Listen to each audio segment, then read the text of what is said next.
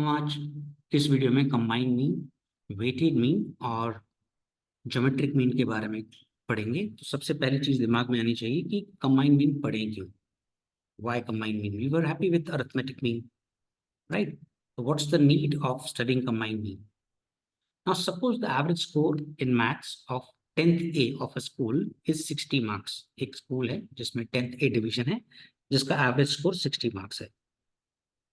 Suppose average score in maths of 10th B of the same school is 70 marks. एक और class teacher. Now, what is the average score of in maths of 10th standard on the whole? How to find out that? Now, it all depends upon how many students are there in each division. If you are thinking 60 plus 70 divided by 2, that is 65 marks, it may not be correct. Why? Because इस division में number of students अलग हैं, इस division में number of students अलग हैं, तो आप 60 प्लस 70 डिवाइडेड बाय 2 नहीं कर सकते। इस सिनेरियो में आपको कंबाइंड मीन सीखना पड़ेगा। कंबाइंड मीन की और एरिया ऑफ एप्लीकेशंस है जहां पर आप ग्रेड पॉइंट्स होता है, जीपीए ग्रेड पॉइंट एवरेज होता है, वहां पर हम कंबाइंड मीन लगाते हैं। इन्वेस्टमेंट्स में, फाइनेंस में, पोर्टफोलियो मैनेजमेंट में लगता है। जब हमारे इन्वेस्टमेंट्स अलग अलग रिटर्न्स देते हैं तो हम कंबाइंड रिटर्न निकालते हैं। स्पोर्ट्स में, क्रिकेट में यूज होता है रन रेट, राइट? तो late us go for the numerical applications. अब यहां पर mean daily wages of 75 skilled workers.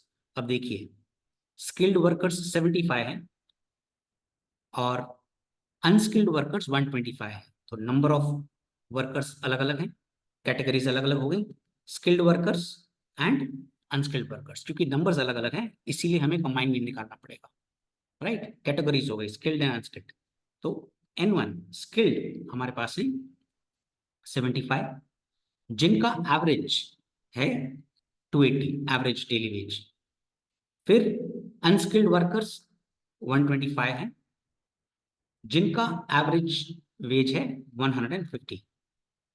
हमें बोल रहा है find out the mean ways of all the workers. Now workers की कैटेगरी डिफरेंट है, स्किल्ड एंड अनस्किल्ड, इसीलिए हम कंबाइंड मीन पढ़ रहे हैं।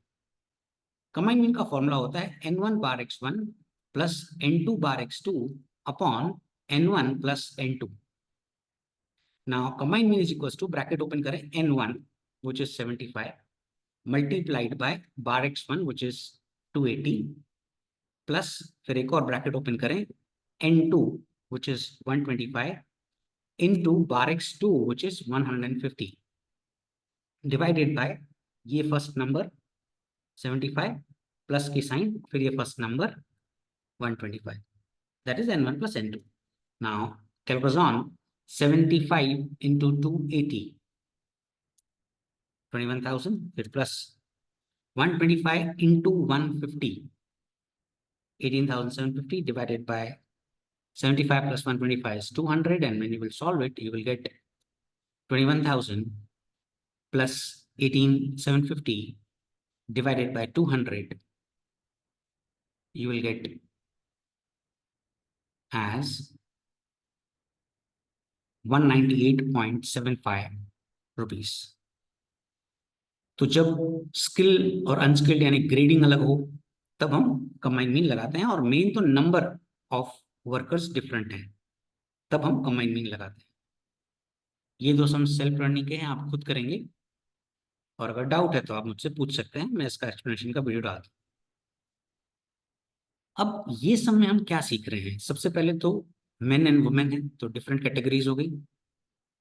इस सम में हमें रेशो दे रखा है, ratio of employees. The ratio of women and main employees in office is 1:2। तो सबसे पहले तो अलग ग्रेड हो गया मेन एंड वुमेन का, तो हम कंबाइंड मीन निकालेंगे।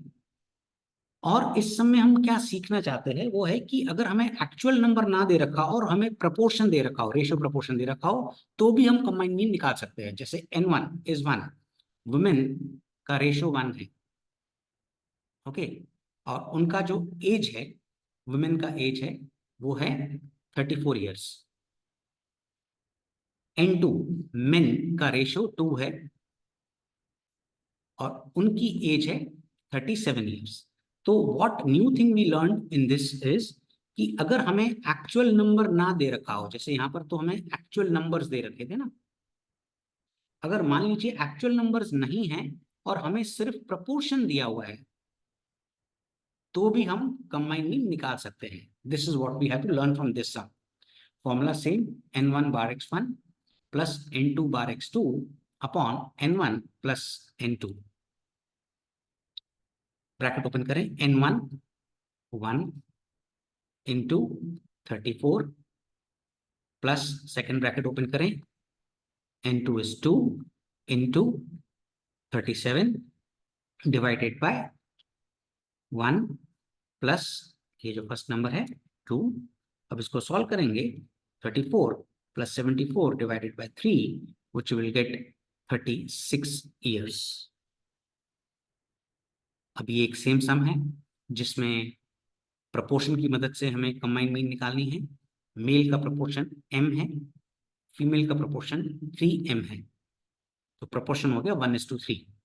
मैं हिंट दे देता हूं, मेल का प्रपोर्शन 1, उनका इंटेलिजेंट टेस्ट है 45, वुमेन का प्रपोर्शन 3, क्योंकि m के सामने 3m, तो m के सामने 3m, तो 1:3 का प्रपोर्शन है. खुद करेंगे आप. नेक्स्ट. अब इस सम में अगर आप पढ़े, factory owner knows that the mean monthly production of from Jan to March. अब एक साल में 12 महीने होते हैं, तो उसने एक जैन टू मार्च मतलब जनवरी फरवरी मार्च 3 मंथ्स का प्रोडक्शन किया है. फिर April to August, April May June July August, April May June July August, so it is 5 months. And rest September to December, correct. September, October, November, December, 4 months. Now see, he has divided years into 3 different periods: 3 months ka period, 5 months ka period, and 4 months ka period. When that year is divided into different periods, we have to go for combined mean. पहला January to March 3 months, production है 350. फिर April to August 5 months, production है 254. September to December 4 months, production है 315.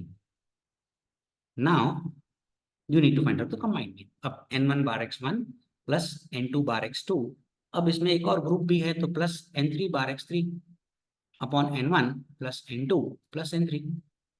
So bracket open करें, n1 which is 3 into 350 plus bracket open n2 which is 5 into bar x2 which is 254 plus bracket open करें, n3 is 3 into 315 divided by ये 3 number, फिर plus की sign, फिर ये 5 number, फिर plus की sign और ये 4 नंबर, करेक्ट.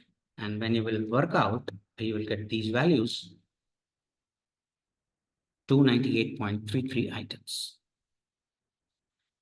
अब ये एक सेल्फ लर्निंग का सम है और एक बहुत अच्छा सम है. The average weight of 10 employees working in an office is 58, currently work करते हैं. Among the employees appointed in a recruitment drive, हमने सिलेक्शन किया, रिक्रूटमेंट सिलेक्शन, 5 फीमेल एम्प्लॉयज को सिलेक्ट किया और उनका एवरेज वेट 52 किलोग्राम है.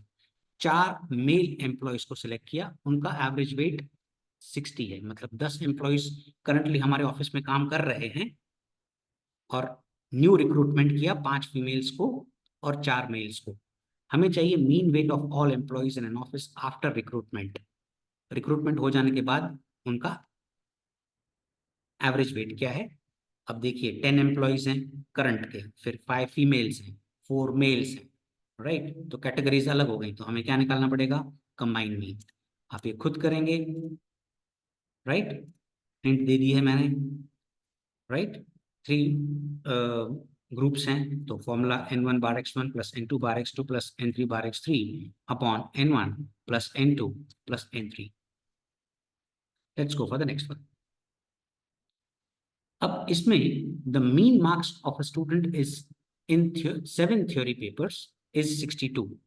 अब थ्योरी पेपर एक कैटेगरी हो गई और प्रैक्टिकल एग्जामिनेशन दूसरा कैटेगरी हो गया, तो 2 कैटेगरीज हो गई. 2 कैटेगरीज हो गई तो अभी हमें कंबाइंड मीन निकालना पड़ेगा. मैंने बताया था जब कैटेगरी होती है तो कंबाइंड मीन निकलता है. और आप देख सकते हैं यहाँ पे 7 थ्योरी पेपर्स हैं, प्रैक्टिकल सिर्फ 3 हैं, एन भी डिफर कर रहा है, तो कैटेगरी भी डिफर कर रही है, एन भी डिफर कर रहा है, तो हम कंबाइंड मीन निकालेंगे। सबसे पहले N1 7 थ्योरी पेपर्स हैं जिसमें उसका स्कोर 62 है। अब वो पूछ रहा है what should be the mean marks in 3 practical examination, हमसे पूछ रहा है। तो उसके 3 प्रैक्टिकल एग्जामिनेशन है, उसमें उसका स्कोर कितना होना चाहिए पूछ रहा है, what should be the mean marks if entire examination की मार्क्स 68 है। मतलब इस समय हमें कंबाइंड मीन दे रखा है, entire examination means combined mean हमें दे रखा है 68। अब कंबाइंड मीन का फॉर्मूला क्या होता है, n1 bar x1 plus n2 bar x2 upon n1 plus n2। अब जब भी इज इक्वल टू होता है तो ये एक होता है लेफ्ट हैंड साइड होता है, फिर इक्वल टू, और ये राइट साइड होता है। अब लेफ्ट साइड में इस बार मुझे कंबाइंड मीन दे रखी है, कितनी है 68, तो लेफ्ट साइड मैंने 68 लिख दिया इक्वल टू, फिर फर्स्ट ब्रैकेट ओपन किया n1, what is n1, what is n1 7, what is bar x1 62 plus second bracket open किया n2, what is n2 3, bar x2 we don't know, so I kept it as bar x2 upon, up now grow up, 7 plus 3 is 10, okay, 10 goes up, 68 से multiply हो जाएगा 680 equal to, calculate on 7 into 62, 7 into 62 will be 434 plus 3 bar x2। अब like terms एक बाजू करेंगे, ये left side है, equal to का ये राइट साइड है, तो ये इधर चला जाएगा, तो साइन चेंज हो जाती है, पता है ना। 680 माइनस 434 इज 3 बार x2। सो 680 में से 434 माइनस करें, कैलकुलेट ऑन करें, 680 minus 434 is 246 equals to 3 bar x2, 3 comes down, bar x2 is 82 marks। तो उसको 82 मार्क्स होंगी उन 3 प्रैक्टिकल एग्जाम्स में, तब जाके उसका एंटायर एग्जामिनेशन का स्कोर 68 बैठा होगा। ये आप खुद करेंगे, राइट, 120 पेजेस का बुक है, सब खुद सब रीड करिए, एनालाइज करिए और खुद ट्राई करिए। Let's go for next. अब मैंने बताया था क्रिकेट में तो कंबाइंड मीन यूज होता ही है। A team has to score with a run rate of 8.25 in 20 overs match, T20 20 overs match होता है। The run rate at the end of the 12 overs is 7.25, 12 overs हो गई है। फिर स्ट्रेटेजिक टाइम आउट, मतलब वैसे 16 के बाद होता है, पर इसमें चलो 12 के बाद कर देते हैं। तो n1 is 12 और 12 ओवर्स में उसका, खैर आईपीएल में होता है, बाकी में तो शायद होता भी नहीं होगा, मैं क्रिकेट कितना फॉलो नहीं करता हूँ, पर आजकल आईपीएल चल रहा था तो 7.25, राइट, 12 ओवर में 7.25 का स्कोर किया उन्होंने। अब वो कह रहा है what should be the least run rate to be maintain in the remaining overs. अब भाई 20 ओवर्स की मैच है, 12 ओवर हो गई है, तो बाकी कितनी ओवर्स बची, 8 ऑब्वियसली। अब उसमें कितना रन रेट चाहिए वो पूछ रहा है। अब जब मैच शुरू हुआ था तो रिक्वायर्ड रन रेट क्या था, 8.25। क्रिकेट में कंबाइंड मीन यूज होता है, मैंने आपको पहले ही बताया था। अब n1 bar x1 plus n2 bar x2 upon n1 plus n2, जब इज इक्वल टू होता है तो ये लेफ्ट साइड होता है, ये राइट साइड होता है। लेफ्ट साइड में मुझे कंबाइंड मीन की वैल्यू डालनी पड़ेगी 8.25 इक्वल टू, ब्रैकेट ओपन करिए, अब n1 which is 12 into bar x1 which is 7.25 plus bracket open करिए n2 which is 8 into bar x2 पता नहीं है, क्योंकि वो लास्ट 8 ओवर्स में कितना स्कोर करना है वही तो हमसे पूछ रहा है, और 12 plus 8 is 20, और वो दिया भी हुआ है कि 20 ओवर्स की मैच है, T20 है। 20 goes up, multiplies with 8.25, you get 165 equals to 12 into 7.25 is 87 runs, 8 into bar x2। Like terms हैं, 87 इधर जाएगा, माइनस का हो जाएगा, is 8 bar x2, 78 is 8 bar x2, 8 comes down, bar x2 is 9.75 runs, तो 9.75 runs से अगर वो खेलेंगे तो मैच जीत सकते हैं। इसी गाइडलाइंस पर ये डिफरेंट वैल्यूज पर सम है, you will do it. Now we are going for weighted mean. तो वेटेड मीन क्यों निकालते हैं? अब जब इंपॉर्टेंस होता है अलग अलग, रिलेटिव इंपॉर्टेंस, तब हम वेटेड मीन लगाते हैं, और आपको सम में लिटरली दिया गया होगा वेट्स। तो वेटेड मीन हम लगाते हैं जब इंपॉर्टेंस अलग अलग होता है। जैसे लाइफ में राइस का इंपॉर्टेंस और पल्सेस का इंपॉर्टेंस सेम नहीं है ना, व्हीट का इंपॉर्टेंस और टी का इंपॉर्टेंस सेम नहीं है ना। जितना चाय पीते हैं उतना ही गेहूं खाते हैं, नहीं ना, रोटी ज्यादा खाते हैं, चाय कम पीते हैं, करेक्ट। तो जब इंपॉर्टेंस दिया गया होगा तब हम वेटेड मीन लगाएंगे। 4 कॉलम्स का सम है आइटम्स एक्स और डब्ल्यू। सबसे पहले डब्ल्यू का टोटल करें, which is 32। Now x I W I, so calculator on करें, 134 टाइप करें, इनटू का बटन टाइप करें, 7, फिर इज इक्वल टू का बटन टाइप करें, राइट, 938। अब ऑल क्लियर ना दबाया, 125 टाइप करें, इनटू का बटन टाइप करें, 10 इज इक्वल टू दबाएं। ऑल क्लियर नहीं दबाना है, याद रखना, लाल बटन नहीं दबाना है। 115 इंटू 5 इज इक्वल टू,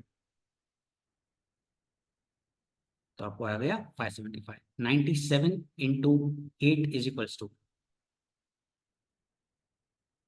तो you get 776। 120 into 2 is equals to,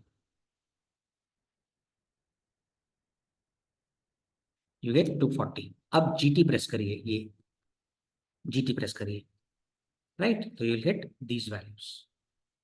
now bar xw is sigma xiwi upon sigma wi. Now fiwi upon n की जगह xiwi upon wi आ गया है। कभी कभी ये वन लाइनर भी आता है, weights are often called as frequencies, weights are often called as frequencies। तो 3779 divided by 32 is 118.09 percentage change, क्योंकि परसेंटेज चेंज पूछा है। खुद करेंगे, cement, wood, steel, bricks, correct. जितना सीमेंट जाता है उतनी ब्रिक्स जाती हैं, ऐसा नहीं होता है ना घर बनाने में, राइट। तो और उनकी परसेंटेज प्राइस राइज दे रखी है, राइट, आप खुद करेंगे ये। Now let us go for another sum from self learning. इसमें एज दे रखा है, डेथ रेट एंड वेट्स दे रखा है। तो एक्स आई डब्ल्यू आई, सबसे पहले डब्ल्यू आई हम लिख लेते हैं, एक्स आई तो हमने लिख लिया, death rate is x I. So 3, 6, 1 and total 10. Then if you'll find out XIWI, you can work out. It's an easy sum. You can pause the video and do it.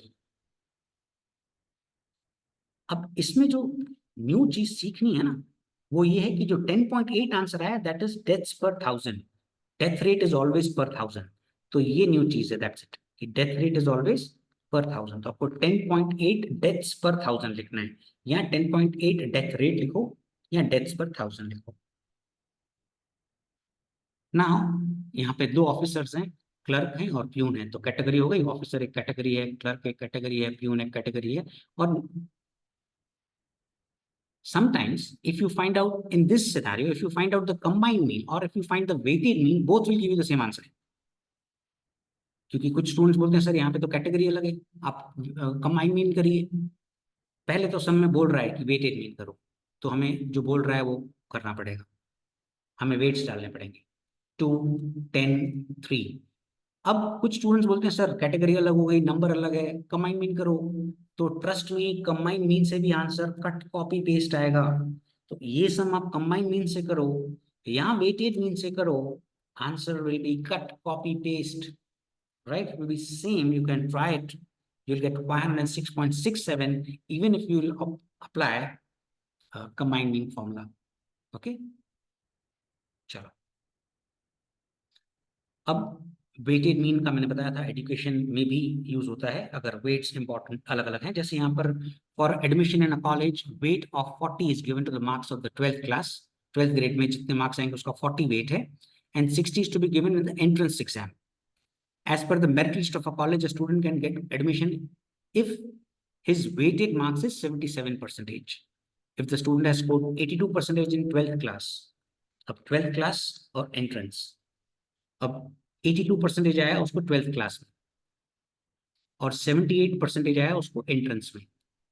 अब उसका relative importance, तो 12th grade का wait है 40, और entrance का wait है 60, total is 100. Now XIWI 82 into 40 is equal to 78 into 60 is equal to, and then you will total it, correct? Sigma XIWI upon sigma WI, so that is 7960 divided by 100, which is 79.6% उसका weightage score है. अब हमसे पूछ रहा है क्या उसको admission मिलेगा. अब एडमिशन की क्राइटेरिया क्या थी कि कम से कम 77% होना चाहिए उसका वेट. उसका एक्चुअल वेटेड स्कोर कितना है 79.6. तो yes, he can get admission to the college. Now we are going for the geometric mean. तो सबसे पहले ज्योमेट्रिक मीन पढ़ेंगे. तो जब डेटा में ह्यूज वेरिएशन होती है या डेटा परसेंटेज के फॉर्म में दी गई हो, याद रहे वेरिएशन डेटा में हो या परसेंटेज हो, उस केस में हम ज्योमेट्रिक मीन यूज करते हैं. जैसे यहाँ पे देखिए, number of books read by 8 students, किसी ने 1 बुक रीड की है, किसी ने 9 बुक्स रीड किए हैं. तो वेरिएशन बहुत है डेटा में. तो जब डेटा में वेरिएशन बहुत होता है तब हम ज्योमेट्रिक मीन करते हैं यूज, या जब डेटा परसेंटेज में दी गई हो, राइट, परसेंटेज चेंज या परसेंटेज, तब हम लोग ज्योमेट्रिक मीन यूज करते हैं. That's the best average. Variation में ज्योमेट्रिक मीन, और डेटा जब परसेंटेज के फॉर्म में हो तब geometric mean. Now geometric mean will be root of 2 multiplied by 1 multiplied by 5 multiplied by 9 multiplied by 1 multiplied by 3 multiplied by 2 multiplied by 4. जितने भी numbers हैं आप गिनिए कितने नंबर हैं, 1 2 3 4 5 6 7 8, तो 8th रूट. मान लो 4 नंबर होते तो 4th रूट. ओके, और 2 नंबर होते तो रूट कर देते. तो कैलकुलस ऑन करें, टाइप करें 2 into 1 into 5 into 9 into 1 into 3 into 2 into 4, फिर इज इक्वल टू का बटन दबाना लास्ट में, फिर रूट का बटन दबाना. मतलब इज इक्वल टू का बटन दबाने के बाद रूट का बटन दबाना है. 1 बार, 2 बार और 3 बार. क्योंकि 8 का पावर है इसीलिए अपन ने रूट का बटन 1 बार, 2 बार, 3 बार दबाया. 8 का पावर है इसीलिए, राइट. तो ये जो आंसर आया ये हमारा वेटेड मीन है, ज्योमेट्रिक मीन है.